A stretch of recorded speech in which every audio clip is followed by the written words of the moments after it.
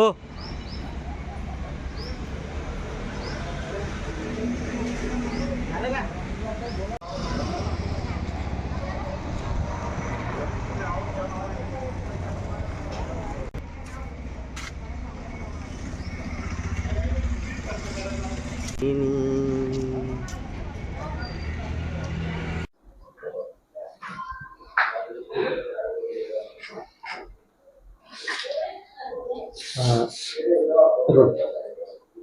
नमस्कार, मी PSI प्रमोद सखाराम देवकते, नेमणूक CIDCO police station.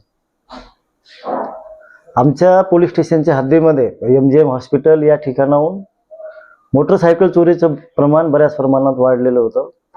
जे नातेवाईक पेशंटला ॲडमिट करतात घाई गडबडीत मोटरसायकल लावत होते, नेमकं त्यांच्याच गाड्या जो आम्हाला चोर मिळाला तो चोर त्या गाड्या चोरी करत होता. त्यातले त्यात HF डिलक्स गाड्या त्याने बऱ्याच चोरलेल्या होत्या. त्यामुळं मी माझं पथक आम्ही तिथे सापळे लावले. 2 शिफ्टमध्ये 2-2 कर्मचारी लावून दिले साध्या कपड्यामध्ये. त्याबरोबरच इकडं तांत्रिक तपास केला, जसं की पूर्ण शहराचे जवळपास 250 CCTV कॅमेरे ते सुद्धा आम्ही चेक केले. त्याच्यातून आम्हाला एका संशयित इसमाची माहिती मिळाली. त्याला सापळा रचून त्याला पकडलं. पकडल्यावर त्याने गुन्ह्याची कबुली दिली आणि आज आतापर्यंत त्याच्याकडून 15 मोटरसायकल जप्त केलेले आहेत. 15 मोटरसायकलपैकी 12 मोटरसायकली चोरी झाल्याचे गुन्हे दाखल आहेत. त्यापैकी 9 गुन्हे आपल्या सिडको पोलीस स्टेशनला आहेत, 2 गुन्हे वेदांत नगर पोलीस स्टेशनला आणि 1 गुन्हा उस्मानपुरा पोलीस स्टेशनला.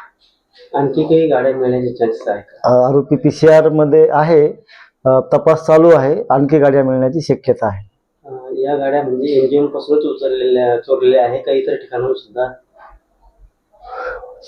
या आरोपीची MOB पाहता त्याने हॉस्पिटलच्या जवळून गाड्या चोरल्याचं निष्पन्न झालेलं आहे.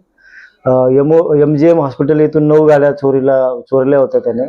त्याचबरोबर कृपामयी हॉस्पिटल वेदांतनगरच्या हद्दीमध्ये तिथून 1 गाडी चोरलेली आहे आणि सिटी केअर हॉस्पिटल उस्मानपुरा या ठिकाणाहून पण 1 गाडी चोरलेली आहे. या अगोदर कुठे गुन्हा दाखल आहे?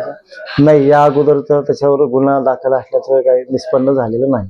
नेमकी चोरी करायचं कशासाठी? याने हा व्यसनाधीन झाला. कौटुंबिक आर्थिक परिस्थिती बिघडल्यामुळं आणि कौटुंबिक थोडं वादविवाद झाल्यामुळं त्याने या मार्गाचा अवलंब केला, कमी वेळामध्ये जास्त पैसे मिळवण्यासाठी.